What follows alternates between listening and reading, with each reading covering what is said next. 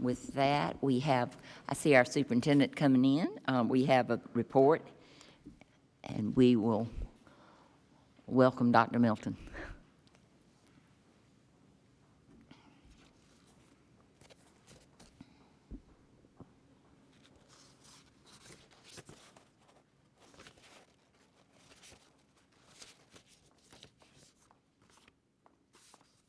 Thank you.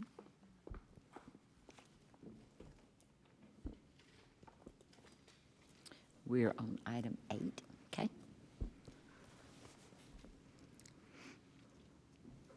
Oh, my apologies, Ms. Now I heard what you said. So for tonight's reentry report, there is no presentation, there is no recommendation, but the presentation, of course, is going to begin the way you've seen before, with our 5 guiding principles that we've used here in School District 5 throughout the COVID operations. One thing that I will say that's not on the screen for you to see, but I've had a couple of questions from some board members about this. Our dashboard remains active. We have the information that we have reported by the identified times is then added to our dashboard. But if there are any families that are questioning whether to continue to report their own information, we encourage them to do so, because we know the dashboard is effective based upon the quality of information that we have available. And Ms. Goggins, thanks to you and your team, along with Dr. Harris's team, for all the work that you're doing to make sure that that occurs. We, of course, are on the brink of graduation season. I had the fortune on Friday of last week, including Ms. Gardner, to attend the Project Search graduation. And watching 5 of our students finish the Project Search graduation, and all 5 are employed, it's quite exciting, and I think Ms. Gardner would agree with me. It was a special event. Unfortunately, it was limited with audience that we could have, so the entire board could not be invited, but Ms. Gardner was the representation for the board, and what a memorable experience that was for me. Ms. Goggins, you also have a report regarding graduation for our class of 2021 that's coming up. Thank you, Dr. Milton, Chair Hammond, members of the board, and members of the public. The purpose of the presentation tonight is to provide an update on our graduation plans per request, specifically plans for masks at our ceremonies, and to address some recent questions that have been posed regarding our graduate guest numbers. We certainly welcome the opportunity to share that plan for graduation with the board and with the public, and to assure that our plans do align with the will of the board. We'll make any clarifications and adjustments that are necessary after tonight. So with under 4 weeks left until graduation ceremonies in our district, we are excited for our students and excited to finalize our plans so that we can ensure that these events are truly successful and truly celebratory of the class of 2021. So just to reiterate and clarify what we shared at our board meeting, at our previous meeting, graduates will now be allowed 6 guests. This was an increase from last year's 4 guests, and we've heard lots of positive feedback regarding that adjustment from both our seniors and their families. We have heard a few requests to increase the number of guests, requests of anywhere from 8 to unlimited. Last week, I was able to meet with our graduation team, which includes our principals, our district department heads, safety officers, and school staff that serve as our graduation coordinators, and we explored that question about guest numbers. The majority of that group did recommend keeping guest numbers to 6. With 6 guests, we feel we now have a good plan for gate entry, seats, traffic flow, and we know 6 is comparable in many cases beyond what the other districts in our area have announced for this year. We also explored the idea of somehow collecting and offering quote-unquote extra seats or a pool of seats, and the team did not think that that was the best strategy. Principals especially expressed concerns about adding that task after having heard so few requests for this. We also know that families are making these type of arrangements already amongst themselves, which is exactly what happened last year. And then finally, we know that even if you were to do some type of collection and offer up quote-unquote tickets, it's likely that every family would not be accommodated still. So we are urging our families with genuine extenuating circumstances to contact their school administrators.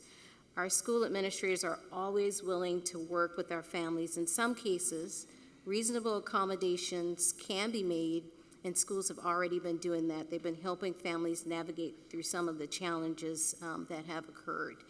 So we do realize that every family is unique, and again, we just urge our families to reach out to their school administrators first, and they will be happy to hear their concerns and questions. The second bullet, we are planning for guests to arrive and enter the ceremony site with their graduate. This process worked well for us last year, and we believe that staggered entry time helps with planning for a smooth check-in process at the gate. And metal detectors will be used, law enforcement and safety officials will be present, and the district's clear bag policy will be in place. We are currently working with several agencies to include our 2 sheriff's departments to ensure that our ceremonies are both safe as well as celebratory. And now graduation mask information. So our guiding document on face coverings for School District 5 is now the board resolution. So we certainly looked at that document and planning for face coverings at that event. Currently, masks will not be required as they were last year at graduation. We are saying that masks will be encouraged, to use the wording from the resolution. So they will be encouraged for students and staff, and they will be encouraged for guests. And of course, we know that the latest federal and state health guidelines are that masks are not required for individuals who have been fully vaccinated, which was very significant news for us nationally. All of this information is available on our website at lexridge5.org/graduation.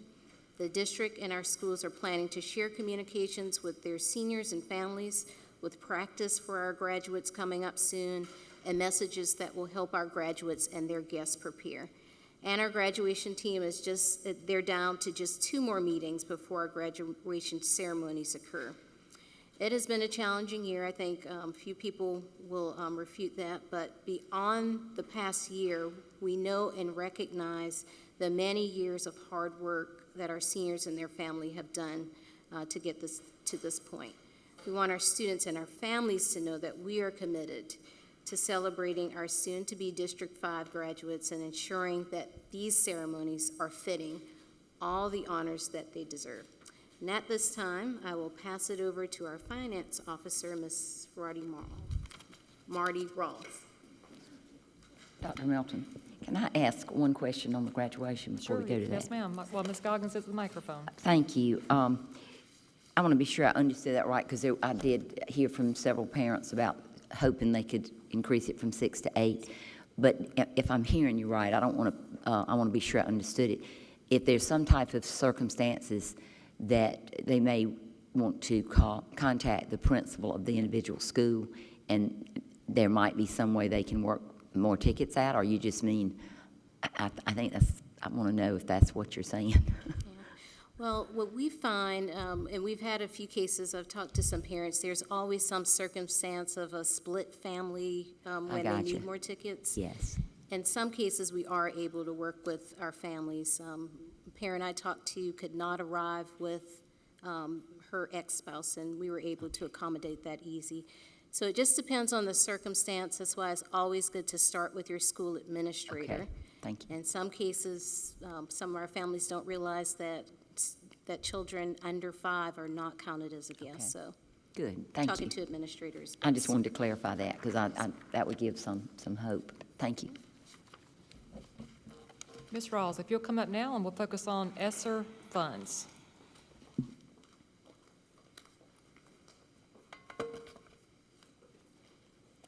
Yes, ma'am. Dr. Melton, Chair Hammond, and members of the board, we were fortunate and received our grant award notification for our ESSER 3 funding today. This chart just provides you the amounts of the 3 different ESSER fund packages that we have received as a district for a total of $23 million. This is a timeline for the ESSER 3.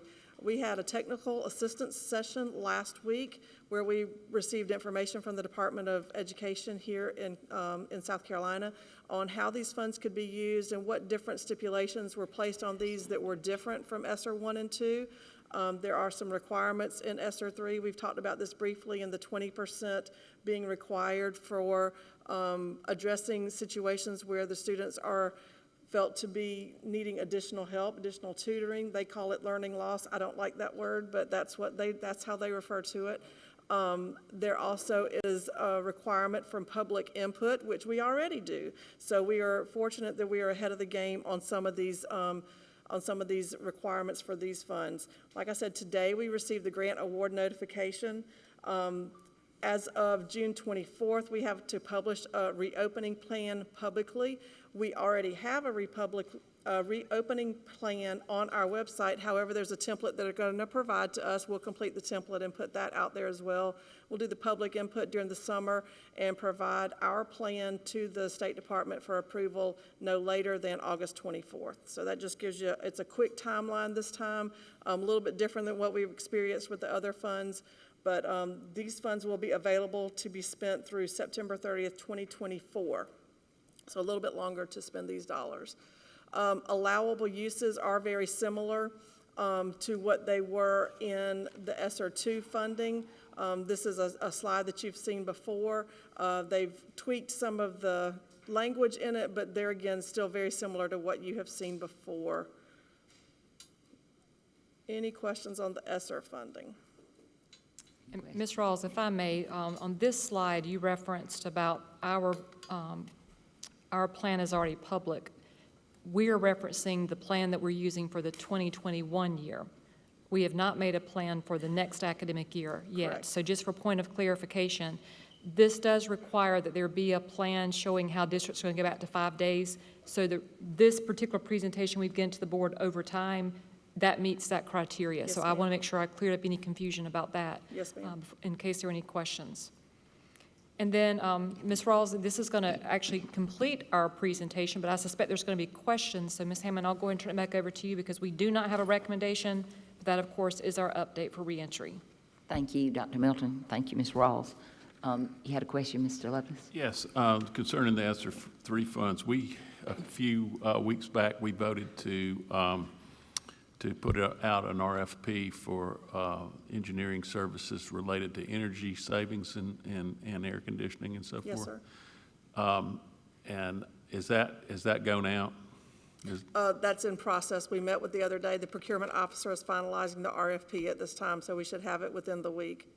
Okay, so that would be some of the use for the ESSER funds, along with two other categories that were recommended, I think. We would, with the ESSER, those were the recommendations for the ESSER 2 funding. We have to do new public input for this round of funding, so we would probably put the information back out to our stakeholder groups, obviously the board and all the advisory groups that we work with already, and see how they survey the needs. Facility upgrades at HVAC are still both opportunities and priorities under this funding as well.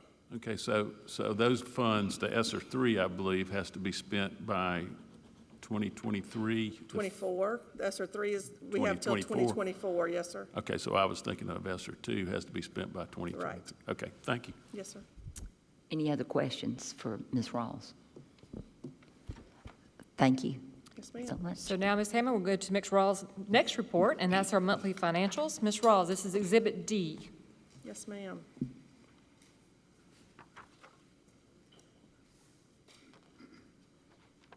Is it, oh, okay, I wasn't sure if it was going to be projected. You have copies of the financial statements for the end of March. That ends the third quarter of the full school year, not obviously the third quarter of the academic year. So when you're looking at these numbers, it's easy for us to think 75%, but that's not always the way it is based on how our salaries, which are the predominant part of our budget, are paid, because a lot of our teachers don't get their first paycheck, or our teachers don't get their first paycheck until late in August, and they'll be paid through the year. So you can't really look at a 75% number thinking that our revenues and expenditures are going to be at that level. You'll see the revenues, the local sources. We have had some very good collections. We are at 97% of local funds received, and right at 70% of our state funding, for a total of 80% of our budgeted revenue received to date. Any questions on the revenue statement? Any questions? Ms. Huddle? On the The expenditures, the adjusted budget is usually higher than the actual, but for equipment, it was actually lower. Am I looking at it wrong? It was 83,685, and then the adjusted was So 10,315. there was a transfer that would have moved that budget. They may have moved it within the function. They can move it. They may have moved it to supplies where the equipment would not have justified a capital purchase, but it would have been a supply purchase. I don't know the specific reason, but there was a transfer in there. And expenditures, to date, we're at 64% of our budget, a little bit lower than this time last year, which I think is pretty good, and the fact that the appreciation bonus was paid, that shows very good stewardship. Any other questions? Mr. Lovelace? I was going to ask this at the next portion, but I think I'll ask it here. The 2020-21 fund balance, do you have a projection as to what, I mean, you know, you have committed cost and so forth, and I'm sure you're going to. I'm doing some forecasting, yes, sir. I've run it two different ways, and we're looking at the fact that obviously we transferred the $3 million from the operational balance, so including that, and this is purely an estimate, this is nothing in concrete, but we're looking anywhere between 5 and 6 million. And that would include that 3 million. So we have a fund balance increase of 5 to 6 million? It would be an increase of about 2 million because we million. will not have used that operational balance transfer, the 3 million that's shown there. We will not have used that. And if everything goes as is expected, now there can always be changes. This is purely a forecast. It's a little over 2 million excess, or in where we have spent under our budget. We also may have some revenues that come in that are over what our budgeted revenues are that would change that number. That I cannot forecast. It's a timing situation. So the fund balance is supposed to be, we're supposed to have 15 to 18% of our total budget in fund Right. balance. So if I hear you correctly, your forecast, and we're not holding you to it. I mean, this is not what this is about. Nothing in concrete. Nothing in Everybody- concrete, okay, because I know about concrete. But, you know, We're speaking the same language tonight, Mr. Lovelace. okay, but what we're looking at is in excess of the 15 to 18%, somewhere Yes. around $2 million. Yes. Okay, that's what I was driving at. Thank you. And we'll talk about that a little bit more during the fund budget presentation, general fund. Any other questions on revenues and expenditures through March? Anybody? Thank you, Ms. Ross. Thank you.